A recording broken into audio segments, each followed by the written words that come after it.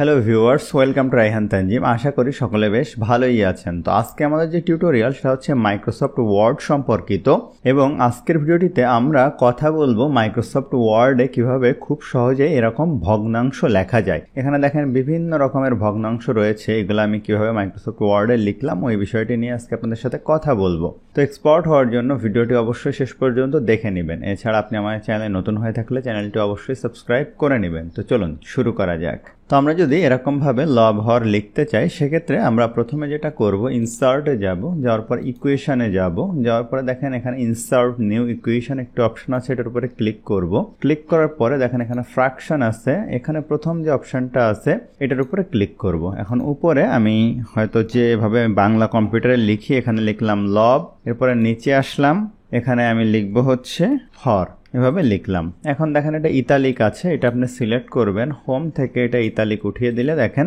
লব হর চলে আসলো। এখন যদি আপনি এভাবে লিখতে চান, সেক্ষেত্রে যেটা করতে হবে, যেখানে লিখতে চান সেখানে সিলেক্ট করে ইনসার্টে যাবেন, ইকুয়েশনে যাবেন, একইভাবে ইনসার্ট নিউ ইকুয়েশন, এখানে ফ্র্যাকশন, দেখেন এখানে আরেকটি অপশন আছে, এটার উপরে ক্লিক করবেন। জাস্ট উপরের এই বক্সের উপর ক্লিক করে অন লিখবেন, নিচের বক্সের উপর ক্লিক করে যা ইচ্ছা লিখবেন, এভাবে দেখেন হয়ে যাবে। এখন আপনি এরকম যদি কোনো বড় ইকুয়েশন লিখতে চান, সেক্ষেত্রে যেটা করবেন সেটা হচ্ছে আপনি আবারও ইনসার্টে যাবেন, দেখেন এখানে ইকুয়েশন আছে, বিভিন্ন রকম ইকুয়েশন আছে। দেখেন এই ফর্মুলাটা আপনি সহজে এখান থেকে ক্লিক করলে কিন্তু চলে আসবে, অথবা অন্যভাবে আপনি ইনসার্ট নিউ ইকুয়েশনে গিয়ে আপনি একটা একটা করে এভাবে লিখতে পারেন।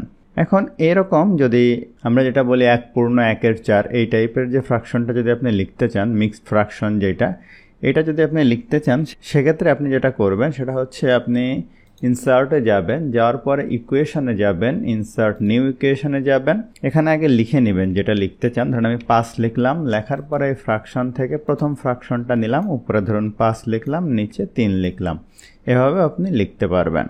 আবার এই টাইপের যদি লিখতে চান, আমি নিচেই যদি লিখি, এখানে গেলাম, যাওয়ার পরে insert equation, insert new equation, এখানে দেখেন আছে ফ্র্যাকশন, এই যে dy/dx বা বিভিন্ন রকম অপশন আছে, যে কোনো একটা আপনি চুজ করতে পারেন। এভাবে আসলে আপনি লিখতে পারবেন। এছাড়াও আপনি ইনসার্টের ভিতরে, ইকুয়েশনের ভিতরে, নিউ ইকুয়েশনের ভিতরে আপনি দেখেন এখানে বিভিন্ন রকম এই যে টু দি পাওয়ার আছে, বিভিন্ন রকম যে সায়েন্টিফিক্যাল বিষয়গুলো আমাদের প্রয়োজন হয়, সেগুলো আপনি খুব সহজেই কিন্তু লিখে নিতে পারবেন। দেখেন এখানে বিভিন্ন রকম ইকুয়েশন কিন্তু রয়েছে, এই ইকুয়েশনগুলো চাইলে আপনি লিখে নিতে পারবেন। যেমন আপনি ধরুন এইটাই যদি নেন এরকমভাবে, তাহলে ধরেন এখানে ক্লিক করবেন, ধরেন 2 লিখলেন, এখানে 1, এখানে লিখলেন 5, এরকমভাবে আপনি লিখতে পারবেন। তো আশা করছি ভিডিওটা আপনার জন্য হেল্পফুল ছিল। ভিডিওটি ভালো লাগলে অবশ্যই লাইক করবেন, কেমন লাগলো কমেন্ট করবেন, আপনার বন্ধুদের শেয়ার করতে ভুলবেন না।